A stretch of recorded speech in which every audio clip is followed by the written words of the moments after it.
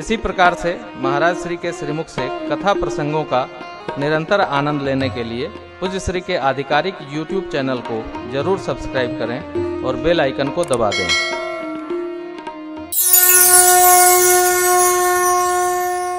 बाबा अस प्रभु कारण रहित, भगवान को दया करने के लिए कोई कारण नहीं चाहिए। क्यों? भगवान का नाम ही है दया सिंधु, करुणा सिंधु, कृपा सिंधु, आनंद सिंधु, ज्ञान सिंधु।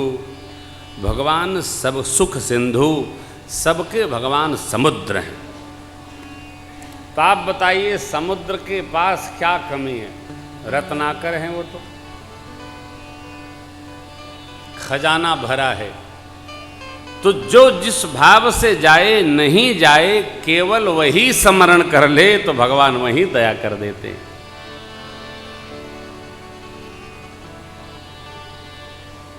जटायु जी ने कहा कि दया करने आइएगा, स्मरण कर रहे थे, भगवान पहुंच गए। शबरी जी ने कहा था कि आइएगा, गुरु जी ने कहा था राम आएंगे, राम जी पहुंच गए। उसी प्रकार अहल्या जी को उनके पतिदेव गौतम ऋषि ने कहा था, मैं जा रहा हूँ, मेरे राम आपका उद्धार करने यहीं आएंगे। सो कारण रहित परमात्मा पहुँचे, माँ को गति प्रदान किए। अब आगे चले। हर्षि चले मुनि वृंद सहाया, बेगी विदेह नगरनीय राया। हर्षि चले मुनि वृंद सहाया, बेगी विदेह नगरनीय राया। पुर रम्यता राम जब देखी, हर्षे अनुज समेत विषेखी। पुर रम्यता राम जब देखी, जय हो।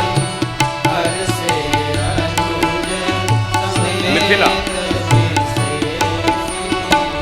पुर नर नारी सुभग सुखी संता, धर्मशील ज्ञानी गुणवंता। पुर नर नारी सुभग सुखी संता, धर्मशील ज्ञानी गुणवंता।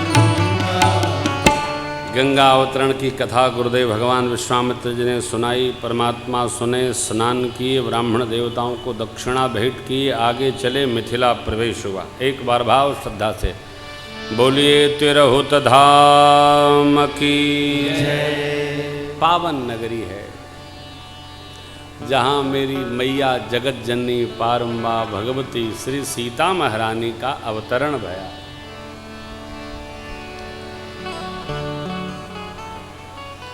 माँ की नगरी है हो। माँ माने ममता। देखो कितनी विचित्र बात है और कितनी अलौकिक बात है। ममता वहीं प्राप्त होती है जहां माँ होती है।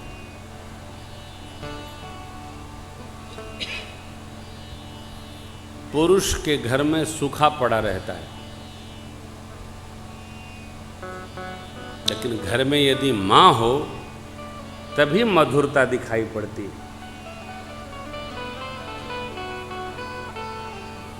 बहुत सारी बातें ऐसी हैं जो पुरुष के बस का नहीं है, वो माताएं ही संहार करती हैं, पुरुष नहीं कर सकते।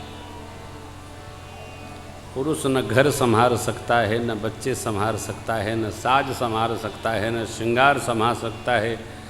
रसोई तो उसके बसे का नहीं।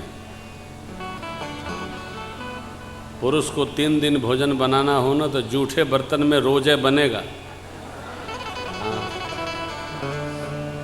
वो कुकुर में दाल बनाएगा, अंदर ही अंदर धो लेगा, ठपका देगा। तवा में क्या लगा है, तवा में ऐसे रगड़ेगा, उसी में रोटी रोज बनाएगा। लेकिन माताएं इसी काम को नित्य करती हैं, थकती नहीं हैं।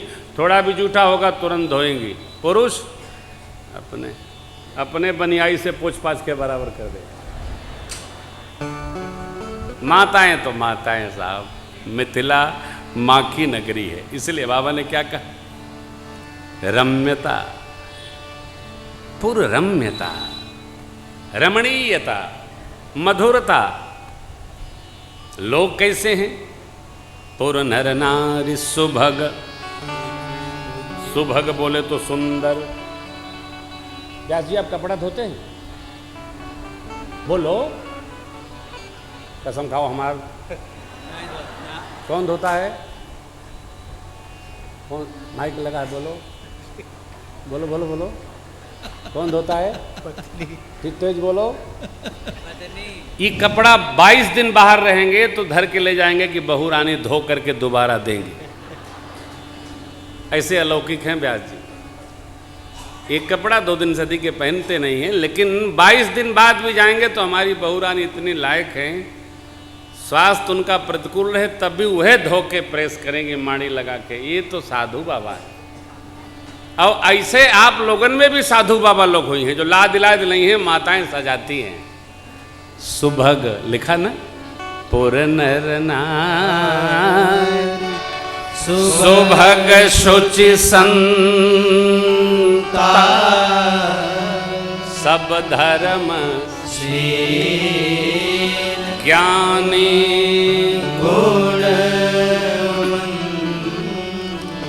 माताएं सुंदरता का संहार करती हैं,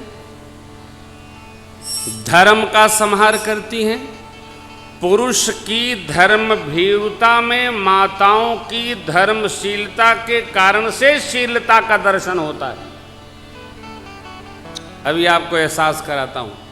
पहले दिन की कथा में माताएं कैमरा और बीच वाले खंभे से इधर थीं।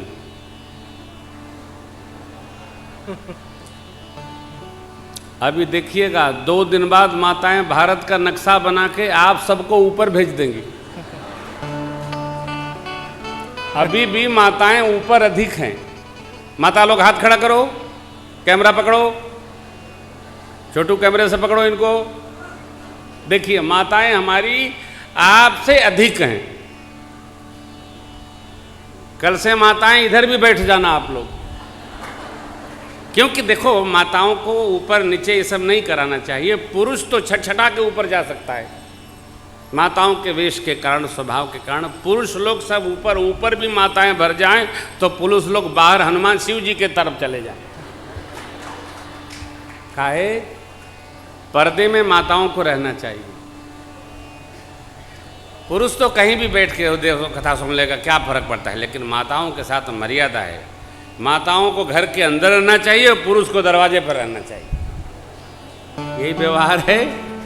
आप यही देखिए धर्मशीलता की धीरे धीरे अभी अफगानिस्तान का नक्शा बनाई है माताएं, अब चलते चलते भारत का नक्शा बना देंगी। ये घुस जाएंगी, पुरुष लोग दब जाएंगे। ठीक यही गति हमारे घर में, यही गति मिथिला में भी है। सुभग शुचि संता, सब धर्म ज्ञानी गुण। ज्ञानी उसको कहते हैं जो वस्तु नित्य है उसका संग्रह करें। नित्य कौन है? परमात्मा। अनित्य कौन है? संसार। आप बताओ, कोई भी पुरुष ऐसा है जो घर परिवार के लिए साल में एक और व्रत करता हो? श्रीमान लोग बैठे हैं, बताइए।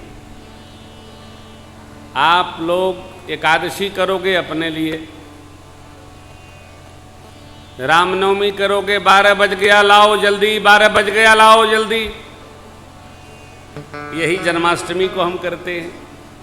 माताएं हरितालिका, शिवरात्रि, अभी जीवित पुत्रिका आ रही है, गौरी गणेश आ रहा है, क्या क्या कितने व्रत आता है, सब माताएं करती हैं।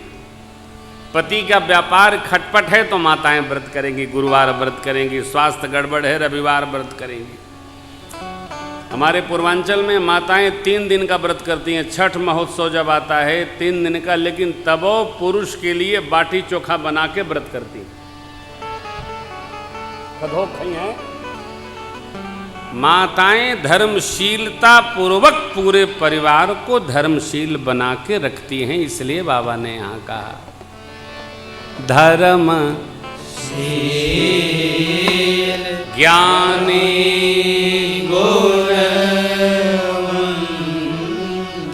एक अनुपम आम का बगीची देख करके बाबा विश्वामित्र जी ने कहा राम जी यहाँ उतरे। जो गुरु आज्ञा, भगवान ने वचन दिया, भगवान ने स्वीकार कर लिया।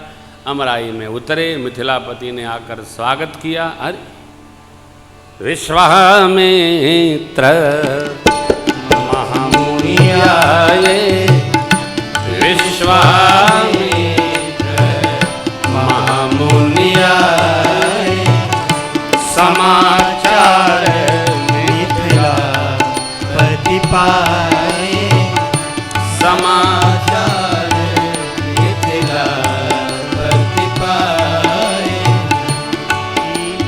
संग सचिव भूरि भट भूसुर वर गुरु ज्ञान, चले मिलन मुनि नायक ही, मुदित राहु यही भान। किन्हें प्रणाम चरण धरि माता, दीन्हे आशीष मुदित मुनि नाथा। विप्रवृंद सब सादर वंदे, विप्रवृंद सब सादर वंदे। जाने भाग्य बड़ राहु वनंदे, जानी भाग्य बड़ राहु वनंदे, बड़ राहु वनंदे राहु वनंदे। व्यवहार है कि कोई हमारे यहाँ आए तो हम उसका स्वागत करें। श्री मिथिलापति ने बाबा विश्वामित्र मुनिगणों राम लक्ष्मण प्रभु का प्रेम पूर्वक स्वागत किया। आनंद मंगल हुआ।